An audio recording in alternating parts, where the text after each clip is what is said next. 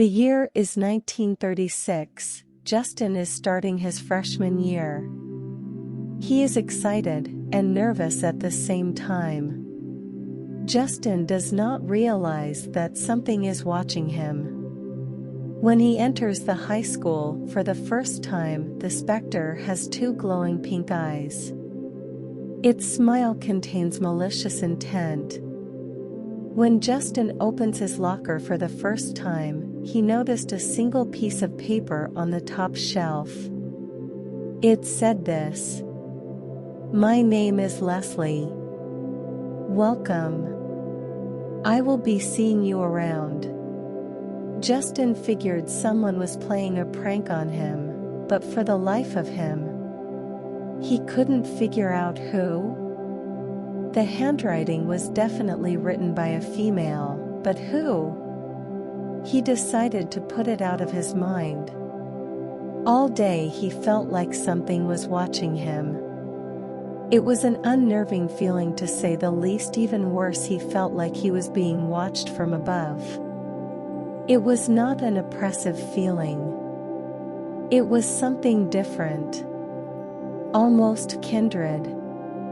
Justin got lucky.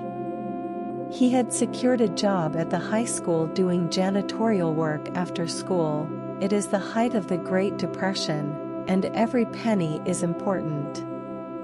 Every night while doing his work, little pranks would happen, nothing extreme. Every prank was harmless, but he felt they had a meaning. What he did not know: every morning when he opened his locker, a new piece of paper would be on the top shelf, and included with the note would be a small gift. Justin decided to play along with the prankster.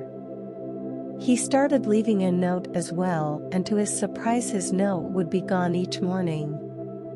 This sort of scared him a bit though. Who could get into his locker? Also, no girl in the school had the name Leslie. It was more frustrating not knowing the answers to his questions. So one night he devised a plan. From one of the janitor's closets he could spy on his locker, so after finishing his work one night, he hid till the school was empty. It was creepy in the deserted old school at night. Finally, about midnight, he heard a noise. He looked through the keyhole in the door. He saw a girl about his age opening his locker. His heart was racing. He didn't recognize the girl at all. He was about ready to spring from the closet and confront this girl, but something told him to wait. He turned his head away from the keyhole. His mind was racing. Then he saw two glowing pink eyes in the corner of the closet. Before he could utter a scream, the door to the closet flew open. He felt something grab him and in one powerful motion gently threw him down the hall. Justin got up and kept running, never looking back. He did not attend school for 3 days. He was too scared. In fact, he was petrified of the school, but he knew he had to return. On October 13th, he went back to school. He should have waited. When he opened his locker, he saw the usual piece of paper on the top shelf. With it was a brass hair braid. The braid looked like it had been in a fire. The note said this: "Go home now," but Justin didn't do as the note said. After school, he was in the basement doing some work, when behind a shelf, he noticed an ancient wood door. He moved the shelf. After a few minutes, he finally got the door open. He shined his flashlight around. "Go home now," but Justin didn't do as the note said. After school, he was in the basement doing some work, when behind a shelf, he noticed an ancient wood door. He moved the shelf. After a few minutes, he finally got the door open. He shined his flashlight around. He noticed this basement was far older than the basement of the high school. The smell of fire was everywhere. Then he felt a presence nearby, a menacing presence. Then he heard the old door slam shut. Then something grabbed him from behind.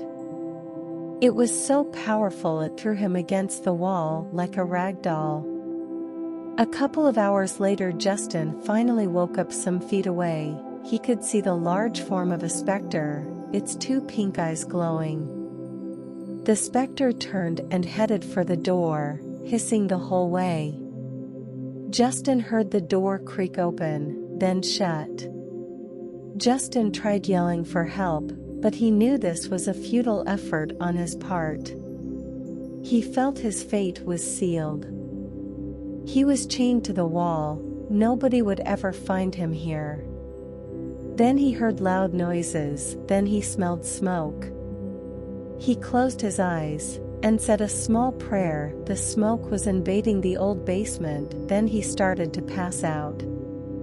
Before he did, he noticed through the smoke, a girl was emerging from the far wall. He felt the chains around him fall free. His last memory was being picked up. Friday, October 13, 1936. Marshfield, Wisconsin High School exploded into a fireball. All was lost. One witness claimed seeing a girl emerge from beneath the ground. She was carrying a boy about her age. Then the side wall of the high school started falling down. The girl spun around and threw the passed out boy some 50 feet away. A second later, the wall fell on the girl. Friday, October 13, 1888. A school existed before the high school. It burned to ground this night. They covered the foundation and basement of this old school with railroad ties and covered it with dirt. When they built the high school, they built an entryway from the high school basement into the old school's basement. Nobody ever knew why this was done. In the rubble, they found the skeleton of a young woman buried just outside the foundation of the school that burned down in 1888. She has never been identified. Justin survived his injuries, but his mind was touched. He never spoke another word the rest of his life. He died in 1959. He spent the rest of his life in Wood County Asylum outside Marshfield, Wisconsin. Every day he would write Leslie a letter. Each letter was addressed to the address of the old high school.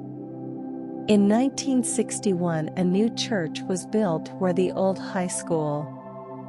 Every few years, in the outgoing mail, they find a letter addressed to Justin. The ending.